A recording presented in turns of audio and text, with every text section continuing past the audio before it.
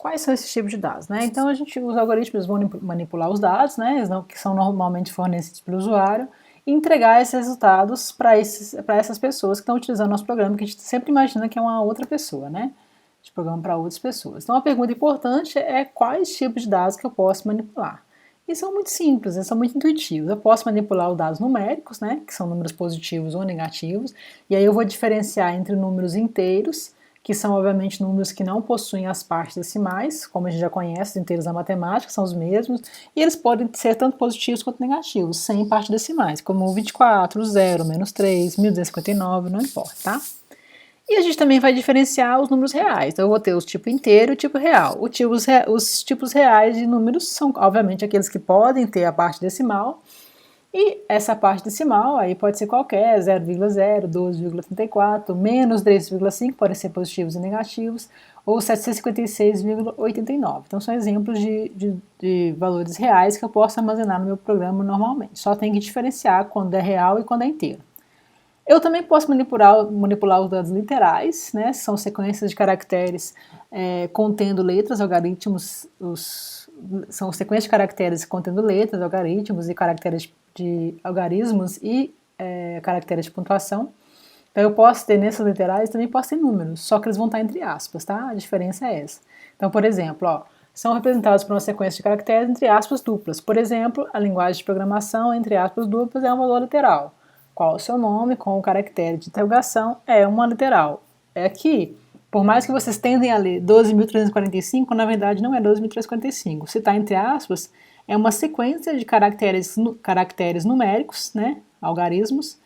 E aí, aqui nesse caso, a gente vai ler 1, 2, 3, 4, 5, em nome dos 12.345, tá? São tipos de dados literais. E outro dado que é um pouquinho menos lógico, ele é lógico sim, é um pouquinho menos intuitivo, que é os chamados lógicos ou os booleanos, que basicamente é o verdadeiro ou falso. Então são muito utilizados para a gente armazenar, fazer programação na tomada de decisões. Tá um dia nublado? Sim, então eu vou fazer uma leitura. Não, vou à praia. Aquelas coisas que a gente falou antes. Então a gente vai usar valores lógicos, verdadeiro ou falso, para a tomada de decisões. Então eles só podem armazenar esses dois valores. Verdadeiro, no caso V, ou falso, no caso F. No Visual G, a gente armazena verdadeiro, a palavra verdadeiro e a palavra falso mesmo, sem as aspas, tá? Senão vira literal. Bom, e aí voltando, né, na memória que a gente já tinha falado, né, na parte anterior, para a gente utilizar essas caixinhas de memória, então a gente vai declarar essas variáveis, né? Então a gente declarar a variável é reservar um espaço na memória do computador, a memória RAM, né, para armazenar o valor que será contido naquela variável. E aí, esse local ele é rotulado com o identificador da variável que a gente escolheu. Isso vai permitir a manipulação de um determinado tipo de dados, de acordo com os tipos de dados que eu acabei de mostrar agora, que tem que ser o numérico, inteiro, o real, ou literal, que é o tipo literal mesmo, ou lógico, que é o tipo lógico mesmo. Então, tem que ser um desses tipos, no caso, principalmente no caso do Visual G. É só isso que eu posso manipular no Visual G. Nenhuma variável, isso é muito importante, poderá ser utilizada antes de ter sido declarada. Então, declarar é quando eu vou escrever aquela variável na seção var do meu algoritmo. Então, o var do meu pseudocódigo lá no Visual G, ele abre o bloco de declarações. E aí depois eu vou colocar os identificadores das minhas variáveis que eu quero, o dois pontos e o tipo do valor que eu quero naquela variável. Ou seja, eu vou dizer o identificador para identificar aquela caixinha da memória que eu vou utilizar, e aí eu uso dois pontos para separar o nome da minha caixinha para o tipo do dado que a caixinha vai armazenar. Por exemplo, eu poderia ter nome, que é do tipo literal, nome dois pontos literal, eu estou dizendo que eu vou usar, olha computador, estou dizendo para ele, olha computador, no meu programa eu vou utilizar uma caixinha que eu vou chamar de nome da memória, vou usar essa caixinha e eu quero que armazene no literal. Então o programa, o pseudocódigo, o Visual G vai lá e reserva essa área de memória na memória RAM do seu computador para armazenar o valor literal, e toda vez que você falar nome, sem utilizar as aspas, obviamente, porque se você colocar aspas aí já não é mais a variável, não é mais a caixinha, e aí eu vou poder manipular essa caixinha utilizando esse nomezinho, esse identificador nome. Outro exemplo, eu poderia usar o identificador idade, com dois pontos inteiro, para dizer que eu estou armazenando uma caixinha que vai armazenar um inteiro, e eu estou usando essa caixinha, ela chama idade, e essa idade vai ser a caixinha de memória que vai armazenar inteiros. salário sem acento para armazenar o valor real, ou ter filhos como verdadeiro ou falso, sendo lógico. Então essa caixinha aqui, na memória, eu estou dizendo como olha, reserve uma caixinha que vai armazenar verdadeiro ou falso e eu vou chamar essa caixinha de tem filhos. E aí, obviamente, seria para um cadastro de pessoas que vai dizer se a pessoa tem filho ou se não tem filhos, por exemplo, tá? Eu já vou mostrar isso no programinha, só queria passar esse exercício aqui para vocês pensarem aí agora, tá? Então, supondo que as variáveis nota, NA, NMAT e SX sejam utilizadas para armazenar na nota do aluno o nome do aluno, o número da matrícula e o sexo, declare-as corretamente associando o tipo adequado ao dado que será armazenado. Então eu tenho nota, que é a nota do aluno, já estou dando o nome das variáveis, identificador das variáveis. O NA, que é o nome do aluno, NMAT, que é o número da matrícula, e o SX, que é o sexo para a pessoa. Então, considerando essas variáveis aqui, estou dando as variáveis e o que elas armazenam. Então, você vai fazer a declaração correta, associando o tipo adequado do dado que será armazenado. Pode fazer à mão aí, pode fazer no Word. Eu vou ver se eu faço aqui já direto no Visual Studio para te mostrar a vocês como é que seria, tá? Deixa eu pegar aqui, minha lentidãozinha aqui. Então eu vou, a partir desse algoritmo do Alô Mundo aqui, eu vou fazer o exemplo da declaração de variáveis. Então eu colocaria aqui a seção de var agora, que é a seção onde eu coloco os ingredientes do meu algoritmo, né, no caso as variáveis. São as caixinhas que vão armazenar os dados que eu poderia manipular no meu algoritmo. Então eu tinha lá NA, NMAT, o que era mesmo? Nome do aluno, número de matrícula. Deixa eu ver aqui. Tinha o sexo, CX, e a nota do aluno, né? Ah não, NA é nota, tá certo. O NA é nota do aluno e tinha o nome. Então, seria aqui, 1, 2, 3, nome. Então, eu colocaria assim, o nome, NA, NMAT e SX. Agora falta definir os tipos dessas variáveis. Então, se vai armazenar o nome, qual o tipo dessa variável, de acordo com os tipos que eu falei com vocês ali? Seria um valor numérico, seria um valor literal ou seria um valor booleano? Lógico. Tic-tac, tic-tac seria um valor literal, que vai armazenar um nome. Então vocês podem ver que até quando eu escrevo literal, o Visual Studio já reconhece isso aqui como uma espécie de palavra-chave dele, é um tipo de dado, né? Por isso que não vem em azul, ela vem como tipo de dado, em vermelhinho, sublinhado. O NA, que vai armazenar a nota do aluno, teria qual tipo? Tic-tac, tic-tac, tic-tac. Real. Porque eu posso colocar, inclusive, valores decimais, né, nessa nota. Então, se você for imaginar, é só no de 0 a 100, a nota final da pessoa, então talvez pode ser inteiro. Mas se for possível colocar decimais, vocês têm que colocar como real, tá? O NMAT é o número de matrícula. Qual é o tipo de dado que vocês colocariam para esse dado? Para essa caixinha? Tic-tac, tic-tac. Bom, muitas pessoas devem ter falado inteiro, né?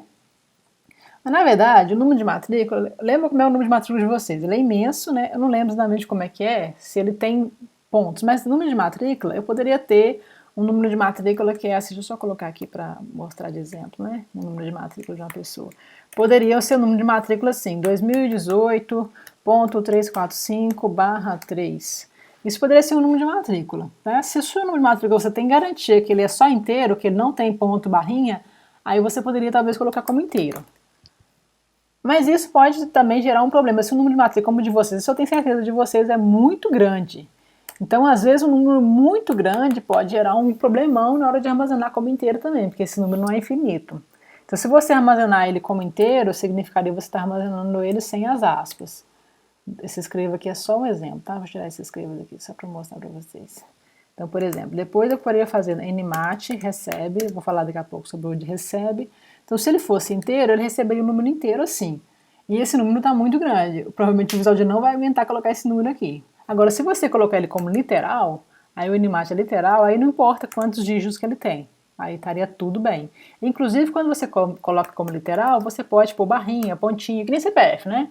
Se você colocar no CPF, o número do CPF, é interessante você colocar como literal, porque se a pessoa entrar com barra, ponto, como tem, traço, às vezes dá problema no seu algoritmo. E aí o seu determinante, como é que você vai fazer, é saber se você vai fazer operação matemática com aquele número de matrícula ou é só o número mesmo. Porque se for só o número mesmo, é só o literal, tá bom. Se for fazer operação matemática, talvez seja interessante colocar como valor numérico, tá? E o SX que representa sexo. Que tipo de dado que vocês colocariam? Eu ouvi um lógico aí, não ouvi? Tudo bem. Mas você vai colocar lógico, qual que vai ser o sexo que vai ser verdadeiro e qual que vai ser o falso. Olha o problema, hein? Olha o problema que vocês podem me arranjar. Então, às vezes, pode ser interessante, inclusive que hoje, né, gente, com os tempos modernos, a gente pode ter diferentes tipos de sexo ainda. Então, talvez seja interessante colocar literal, e eu coloco F, M para masculino, eu coloco a palavrinha mask, né, ou fem de feminino, então talvez seja mais interessante colocar literal do que colocar lógico, tá? Então, esse aqui seria o primeiro exercício, né? Então, vou voltar lá.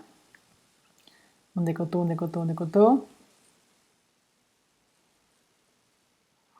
Não quero sair da telinha, eu quero voltar para a telinha. Aqui. Aí o outro agora, exercício. Opa! E aí, crie declarações de variáveis que armazenam as seguintes informações: nome de um objeto geométrico, a quantidade de lados, a área e o perímetro, se o objeto é regular ou não. Como é que eu faço daqui, pessoal? O nome de objeto geométrico, eu vou criar. Agora, nesse exercício, eu tenho que escolher o nome da minha caixinha também, da minha área de memória, né? Então, vamos lá. Armazenar o nome do meu objeto geométrico. Então, poderia, por exemplo, colocar nome geo. Se alguém quiser fazer isso antes de eu resolver aqui, pessoal, pausa o vídeo, tenta fazer aí na mão e aí depois confere com a minha resolução aqui, tá bom? Eu já vou fazendo aqui para a gente não ficar o vídeo muito longo. Então, o nome gel, por exemplo, o nome do objeto geométrico, nome objeto. Então, lembra sempre que eu tenho que tentar identificar um nome, um identificador significativo. Se ele vai armazenar o nome do objeto, talvez seja interessante eu colocar nome obj, né? E aí eu coloco literal. Depois, o número de lados. Número de lados eu poderia fazer o quê? Como identificador para número de lados. Num lados, N lados. Eu gosto de já colocar assim, pessoal, a primeira palavra, a primeira letra em minúsculo e a segunda palavra com letra maiúscula, porque isso já é um padrão do Java, tá? É uma convenção do Java que vocês vão aprender lá em Programação 2. Então já acho útil a gente já meio que se acostumar com essa forma. Nem uso sublinha, no Java nem uso sublinha para nome de variáveis, tá? Então, número de lados, que tipo de dado tem que ser esse? Vai armazenar o número de lados daquela figura geométrica. Obviamente inteiro, né? Não precisa ser real, porque o número de lados é sempre inteiro. Depois, área e perímetro. Se eu não colocar acento, posso colocar área, beleza. Inclusive, ó, pessoal, isso aqui, se eu tiver dois valores do mesmo tipo, duas caixinhas do mesmo tipo, eu posso até colocar elas assim, ó. Por exemplo, também sem acento, área e perímetro. Perímetro. E aí eu coloco que os dois são reais, tá?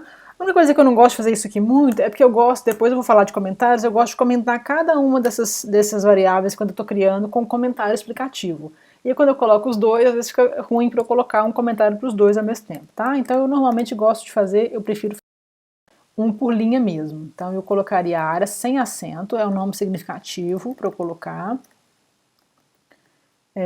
que também é do tipo real, então a área, obviamente, do objeto pode ser real, e eu colocaria perímetro também real, porque o perímetro também pode ser real. E a outra variável que foi pedida, então, é se o objeto é regular, se o objeto geométrico é regular. Então eu poderia colocar aqui usar o H como acento, por exemplo, seria uma boa ideia, porque eu não posso pôr acento, né? Então eu uso o H para representar esse acento. Regular, aqui eu estou usando um padrão do Java, que eu já comentei com vocês, que no Java, na verdade, que é a programação 2, a gente vai ver em Java, né? A gente não usa o sublinha lá, a gente sempre usa a segunda palavra em maiúsculo. Começa com minúsculo, a primeira palavra, aqui como o nome BJ, e a segunda palavra em maiúsculo. Então é bom a gente já seguir esse padrão do Java, porque a gente já vai chegar ambientado em programação 2, tá? Daí o regular é se ele é regular ou não é regular. Então, qual o tipo de dado que eu poderia colocar para o regular? Tic-tac, tic-tac. É lógico, né? Aí, verdadeiro se ele é regular, falso se ele não é regular. E aí a gente conclui esse exercício, tá bom? Já vou passar agora para a parte dos comentários no próximo vídeo.